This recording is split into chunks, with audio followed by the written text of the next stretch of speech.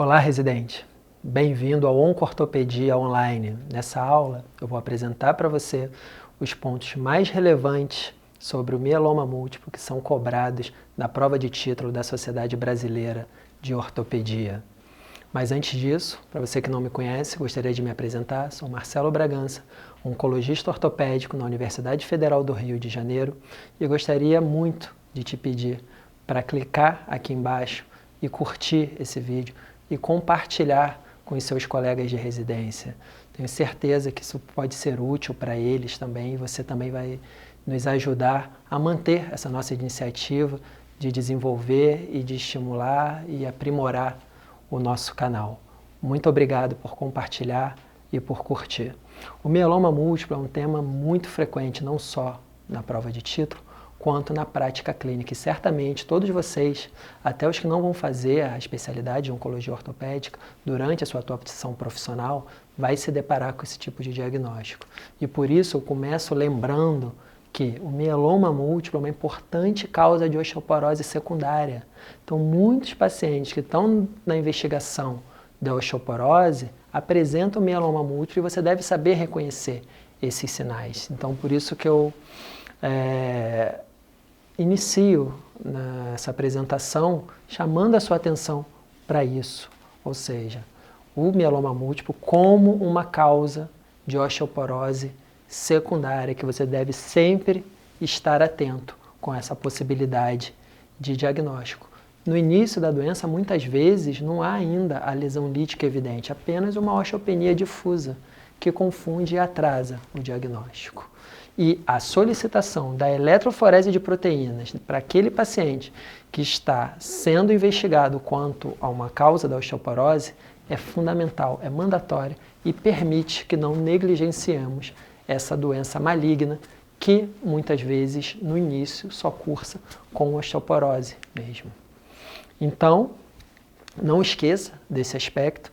Na verdade, esse é um aspecto prático muito relevante, nem é o mais importante para a prova de título, que eu vou mostrar a seguir para vocês, mas eu quero deixar essa mensagem para vocês, para a sua atuação prática, para a sua vida. Pense sempre no diagnóstico de mieloma múltiplo naquele paciente portador de osteoporose. Claro que a maioria deles não vão ter o mieloma múltiplo, mas considere como uma das causas de osteoporose secundária. Por quê? O que a gente vai trazer de benefício, para o nosso paciente? Que a detecção precoce, o início precoce do tratamento vai trazer muita qualidade de vida e vai ter impacto positivo, tanto na qualidade de vida quanto sobrevida do paciente e evitar complicações decorrentes da doença. Você pode obter maiores informações, maior referência principal sobre o mieloma múltiplo é o guideline do NCCN, não é o que é cobrado no TEOT. Para o TEOT você vai estudar o Campbell e aqui a gente vai resumir tudo que é importante tanto para a prova múltipla escolha quanto para a prova oral, que certamente para algum de vocês esse ano vai cair um caso clínico de mieloma múltiplo. Então, por definição, o mieloma múltiplo é uma proliferação monoclonal de plasmócitos. Esses plasmócitos, eles invadem a medula óssea, circulam no sangue periférico e produzem imunoglobulinas. Então, a célula neoplásica é o plasmócito, é a proliferação monoclonal do plasmócito que dá origem a essa doença e a questão de prova. Qual a célula do mieloma múltiplo? É o plasmócito, que produz imunoglobulinas que não funcionam, estão circulantes no sangue. Isso faz com que o paciente tenha uma imunidade prejudicada e isso vai resultar em complicações da doença.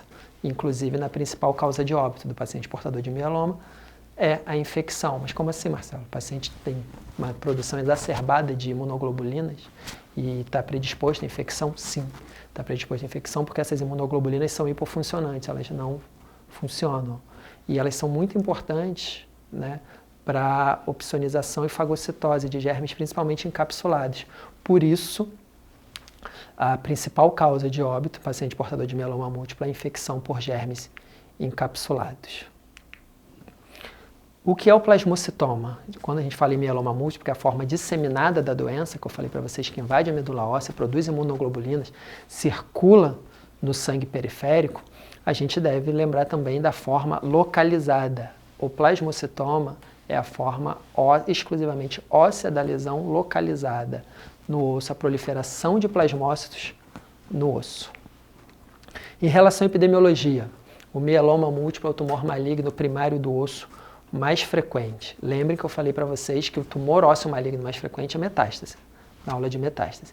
Entretanto, se a gente exclui as metástases, a gente tem o mieloma múltiplo como o tumor ósseo mais frequente. Ele corresponde a cerca de 10% das neoplasias hematológicas. A faixa etária mais frequentemente acometida é a partir dos 50 anos de vida e o pico de incidência ocorre entre a 5ª e a 7ª década de vida.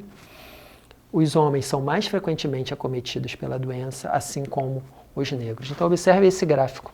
Esse gráfico mostra a frequência do aumento da prevalência com o aumento da faixa etária do paciente.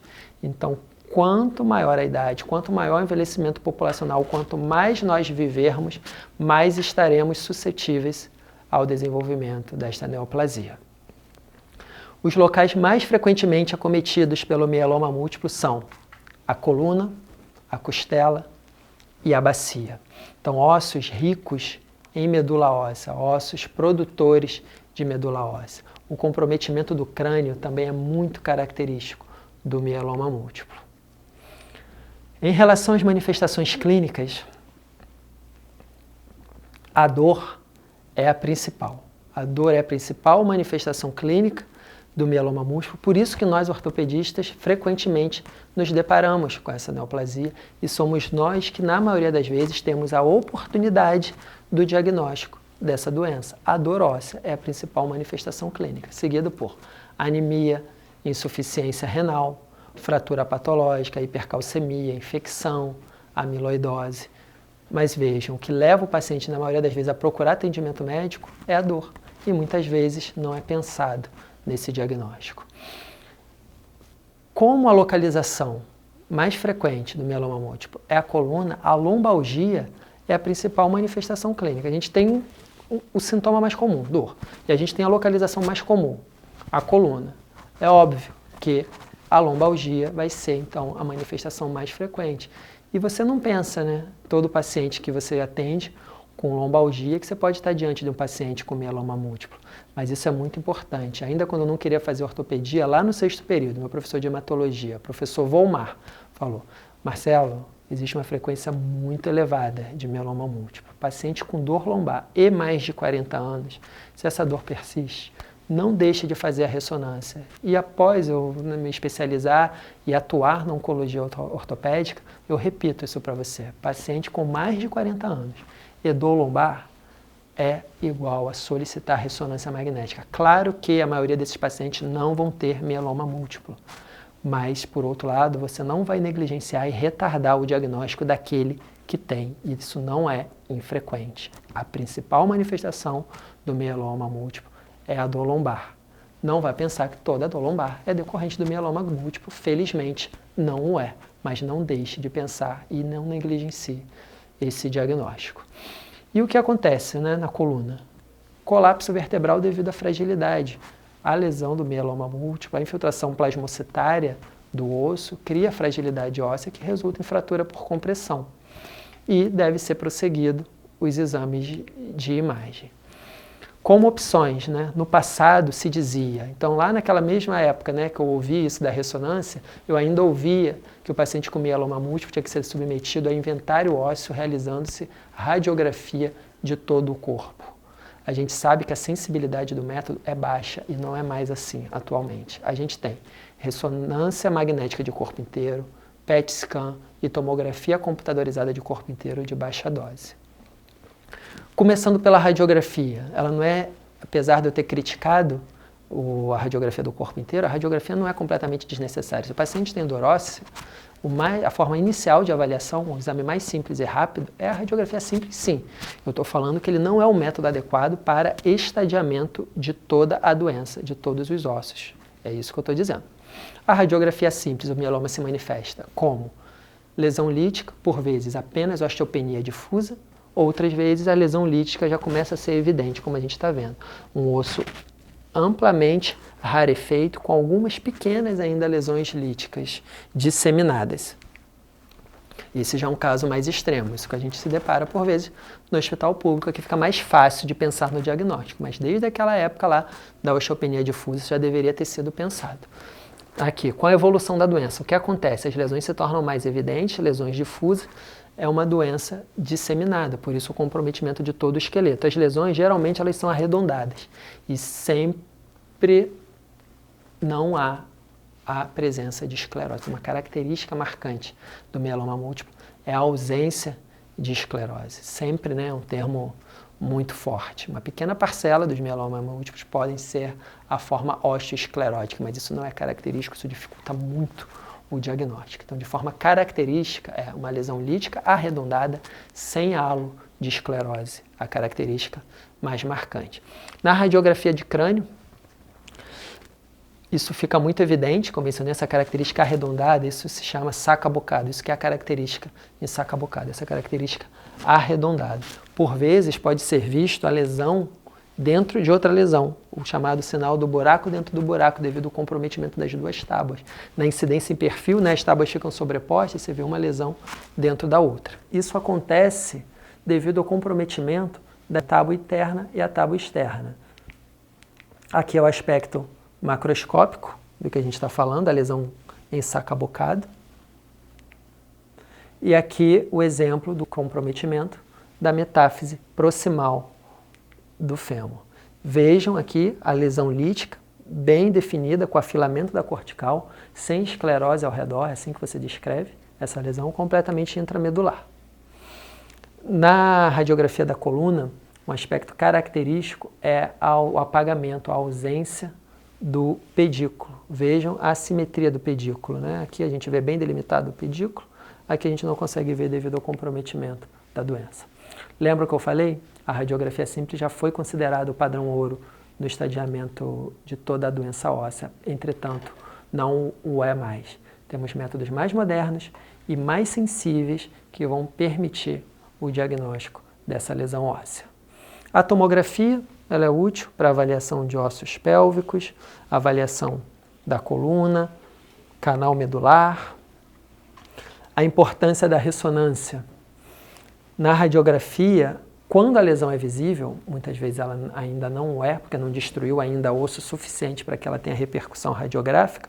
Quando ela não é, a ressonância magnética a identifica. Então, a sensibilidade da ressonância magnética é superior. E, por vezes, né, como nesse exemplo, na radiografia, a lesão fica subdimensionada. Aqui a gente tem o exemplo e na radiografia a lesão é maior. O comprometimento da coluna vertebral ele deve ser avaliado pela ressonância magnética, compressão, em busca de compressão medular, invasão do canal, fratura vertebral por compressão é muito bem vista na ressonância magnética, como nesse exemplo, resultando, né, o colapso vertebral até numa deformidade cifótica.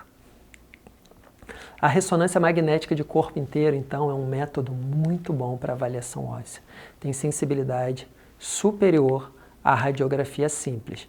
E é o que a gente vem utilizando agora na nossa prática. A gente tem um estudo não só anatômico, como também funcional. A atividade dessa lesão que permite a gente medir até a resposta ao tratamento sistêmico com a ressonância magnética do corpo inteiro. Por quê? Lesões muito pequenas não vão ser vistas na radiografia.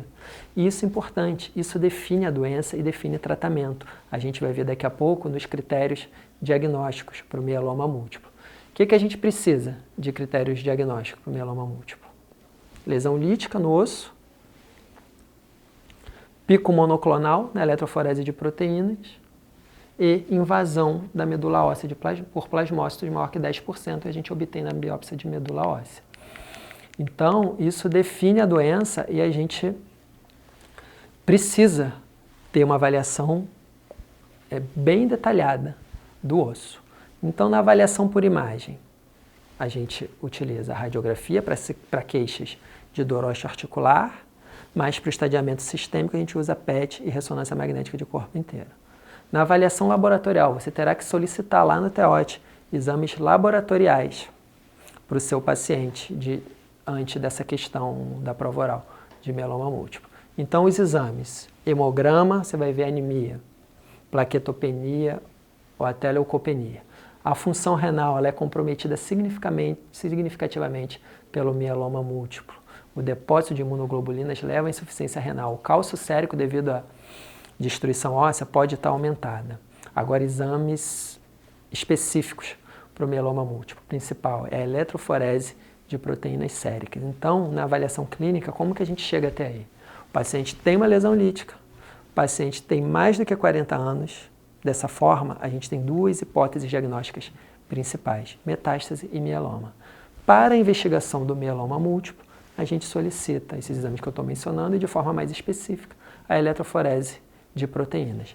Essa é a eletroforese de proteínas, que, se alterada, nos dá o segundo critério diagnóstico do mieloma múltiplo. São necessários 3 e eu vou mostrar para vocês. Já vimos a lesão lítica na avaliação por imagem.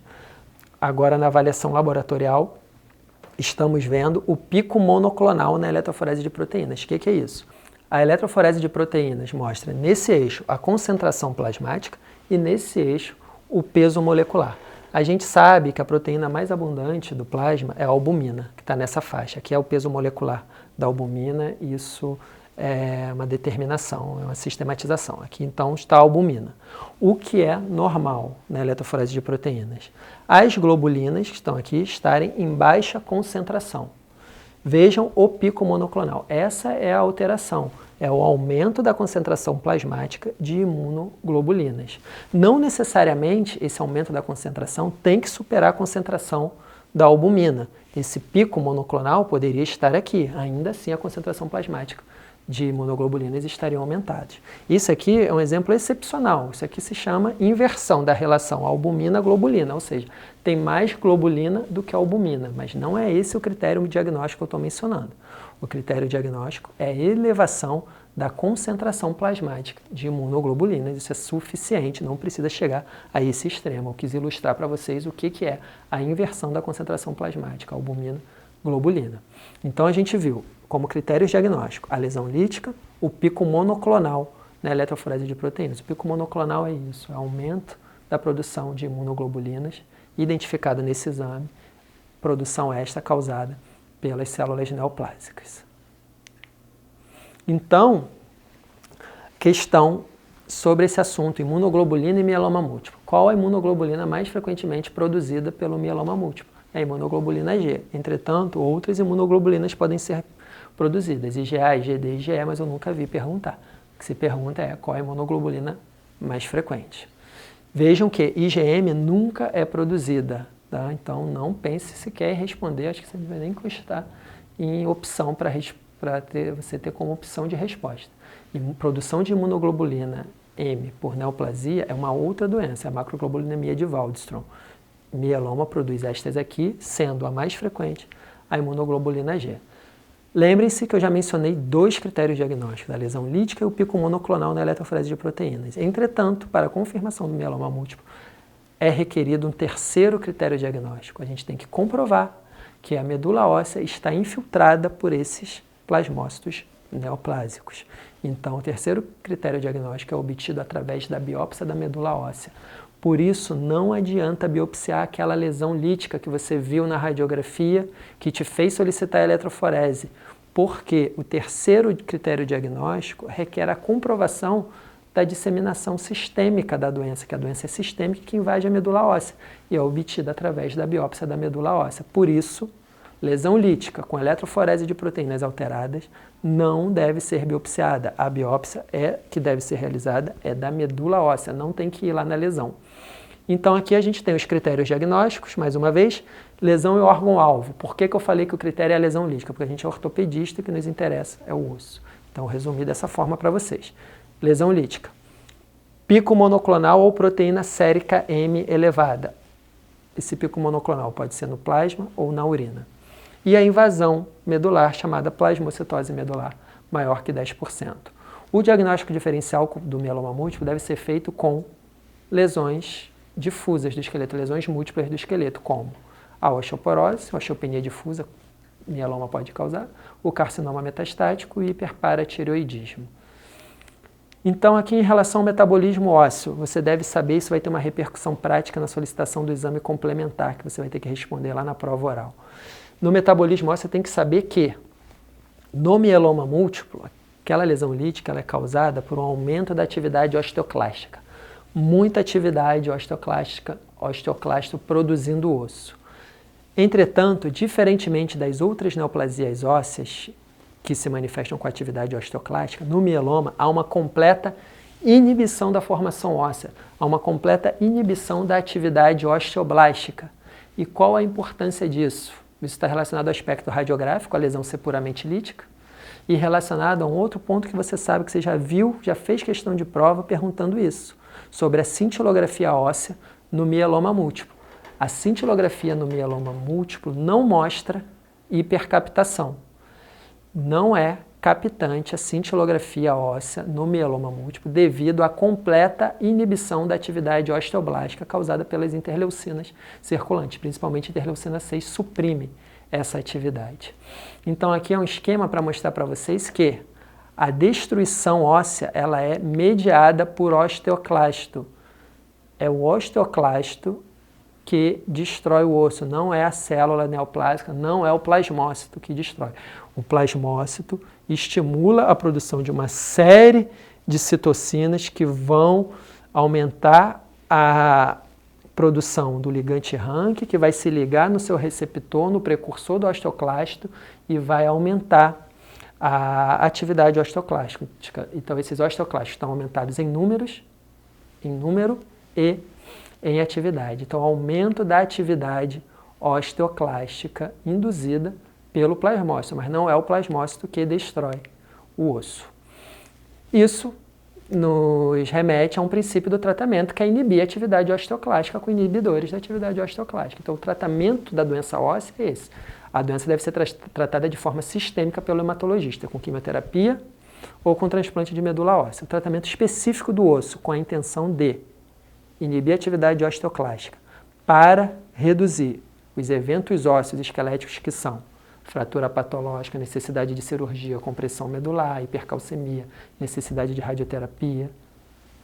Por isso está indicado os inibidores da reabsorção óssea, como pamidronato, ácido zoledrônico e mais recentemente o denosumab, que tem um benefício muito grande, não só pela eficácia um pouco maior nessa prevenção desses eventos no paciente com mieloma. Isso não é tão significante, mas a ausência de comprometimento ou de metabolismo renal não precisa ser ajustado em paciente, a dose em pacientes que já têm insuficiência renal, é muito importante nesse grupo de pacientes que frequentemente apresentam insuficiência renal. Então, uma boa escolha é o denosumab para inibir essa reabsorção óssea. Então, esse foi o tratamento medicamentoso.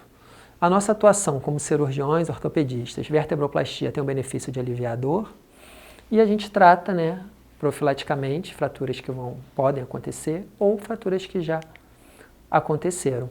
Então, aqui uma sugestão de leitura, um consenso no tratamento cirúrgico do mieloma múltiplo, lembrando para vocês que a vertebroplastia tem um benefício de aliviador, injeção de cimento no corpo vertebral com um benefício de aliviador, se a lesão não dói, não precisa. A cifoplastia é indicada quando o grau de colapso vertebral é muito significativo. E o que a gente mais indica é a fixação profilática, lesão lítica, para a avaliação do risco de fratura patológica. Veja a aula de metástase óssea, porque os critérios de Mirels são os mesmos, eles foram descritos para metástase. Não vai dizer na prova que Mirels descreveu a fixação profilática, os critérios para a fixação profilática em mieloma múltiplo. Ele descreveu para metástase, você vai lá na aula de metástase, no capítulo de metástase do livro, e você vai tê-lo numa tabelinha. Entretanto, na prática, a gente aplica os critérios por ser uma doença disseminada, igual a metástase, e que resulta em risco de fratura patológica. Então, a fixação intramedular de lesão com risco significativo de fratura patológica. Vejam que essa fixação foi realizada no paciente que já tinha fratura. Eu estou mostrando para vocês a fratura já consolidada. O exemplo anterior foi fixação profilática. Aqui a fixação já foi para o tratamento da fratura e a fratura consolida muito bem se o paciente responde ao tratamento sistêmico. A fratura do mieloma múltiplo tem elevado potencial de consolidação. Mais um exemplo de fixação intramedular para lesão diafisária, é uma ótima opção para o mieloma múltiplo, para evitar fratura patológica, fixação intramedular. Lesões mais proximais, assim como as metástases proximais, a lesão proximal no mieloma múltiplo ela deve ser ressecada. A fixação desse tipo de lesão no paciente portador de mieloma múltiplo tende a falhar. Então, para localizações mais proximais, a gente vai indicar a ressecção e a reconstrução, ainda que seja necessária a reconstrução com endoprótese não convencional. Veja o exemplo, a extensão da lesão na ressonância magnética ela vai além do que a gente vê na radiografia.